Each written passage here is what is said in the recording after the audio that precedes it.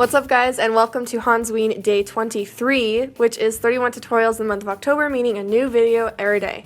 I have been dying to do a pinup zombie for a while now, and this little bitch is an old school diner-inspired sexy babe, rotting flesh and all.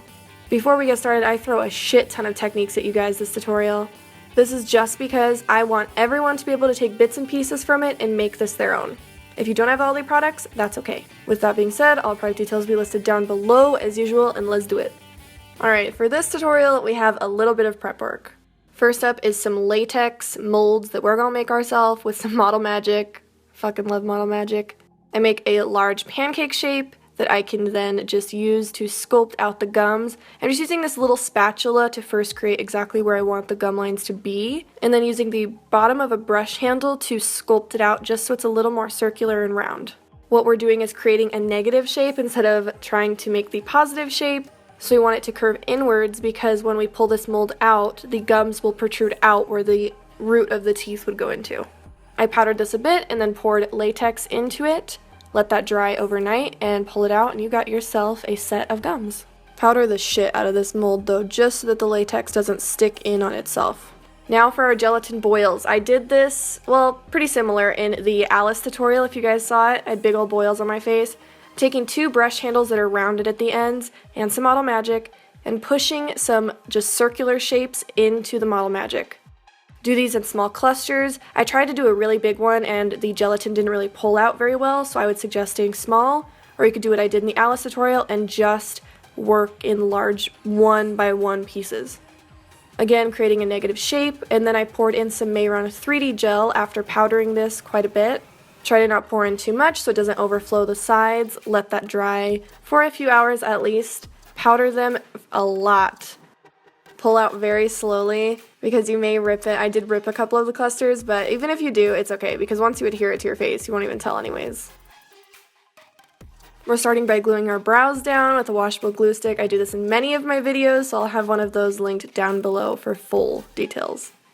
I figure out where I want this prosthetic to lay on my face, and I add a little bit of Prozaid down. I did make this previously with a little bit of Monster Paste, and I add some Prozaid on the back of it as well. These are prosthetic transfers, so they are supposed to not need anything sticky to hold them down, but unfortunately I didn't get to do the second process of making these because I ran out of time, so this is how I had to make it work.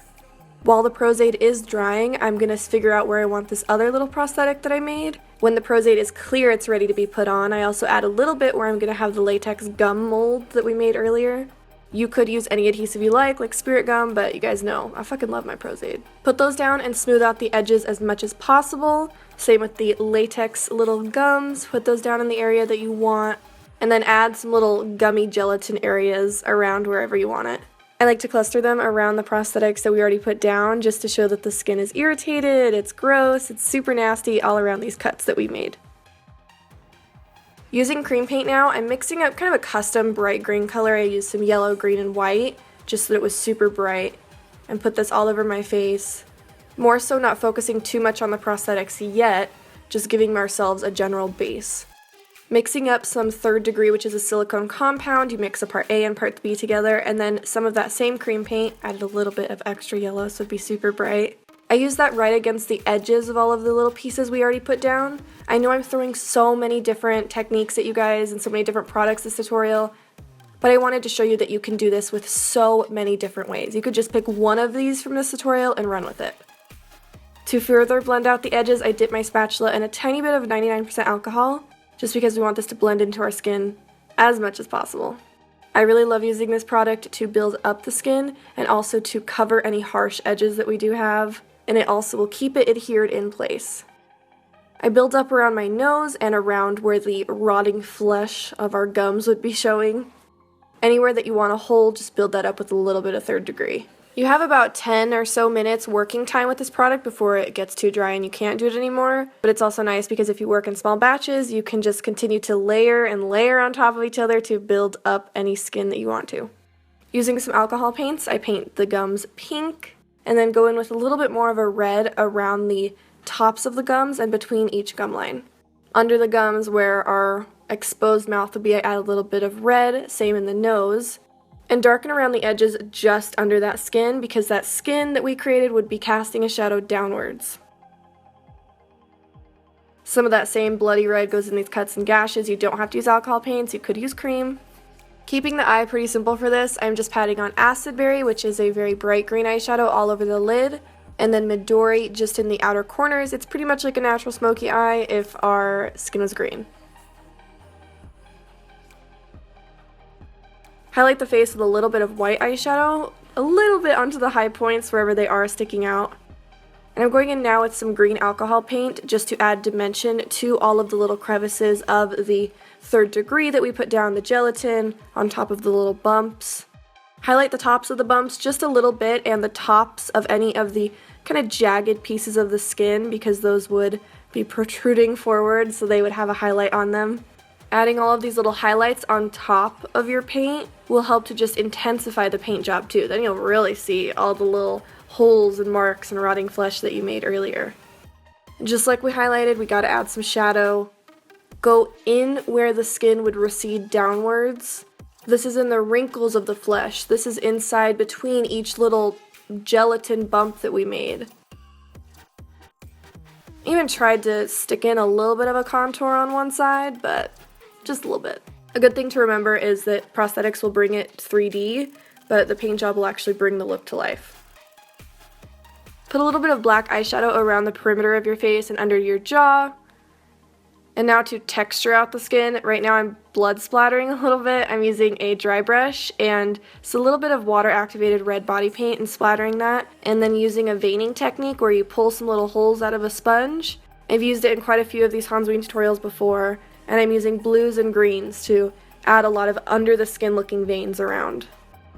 Apply some Prozaid where you are going to put the teeth. I decided to only have 3 teeth. She lost all her others, I don't know.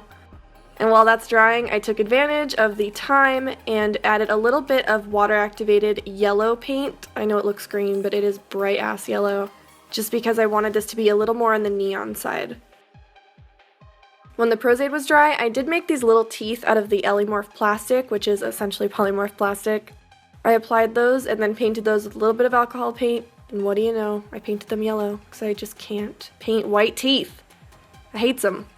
Add a little bit of black instead underneath that jawline, because since it's hollow in our mouth, it would be black.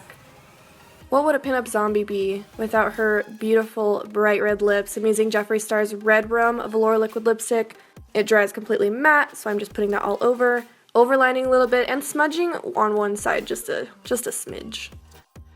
Accentuated that beauty mark, you know. A big wing liner is also going to sell this look. I'm using a felt tip liner like I always do, and I first like to sketch out the line and then I fill it in. What helps me is to look down at a mirror so that I can see my eyelid fully when drawing out the shape. I noticed that the shadows, like in the nose and on the top of the gums, weren't quite as dark as I wanted them, so I darkened those with a tiny bit of black alcohol paint and popped on some lashes. Clearly, this isn't the most realistic depicted zombie, so some of the blood that I wanted it to be bright red to really play up the bright red in our costume and our lips. I'm using the water-activated paint again and some water to let it just drip down my face. I did a few really large ones down from my nose, a couple from around my gums. Then just grabbed my coagulated blood and filled those wounds in with just a very thin layer so it looked nice and shiny. Also added the littlest bit of scab blood because it gives a really chunky appearance. We want that chunky. Splatter on some more blood. I did this all over my costume too. And your arms and legs do show in this costume, which need to be green as well, but I bypassed the legs by wearing white opaque tights. But you do want to paint your arms green with some water-activated body paint because it won't smudge and it'll stay in place. And that is the entire tutorial. I really hope you guys like it. I love the shit out of it. It's probably one of my favorites. I felt super cute and sassy in it. Thank you so much for watching. I love the fuck out of you guys. You know this, or at least I hope you do. Use the hashtag Hansween so I can see your recreations or just see your work. Please subscribe if you haven't already, and I will just see you tomorrow. Turd cutter. There's nothing grosser than calling your butthole a turd cutter, by the way.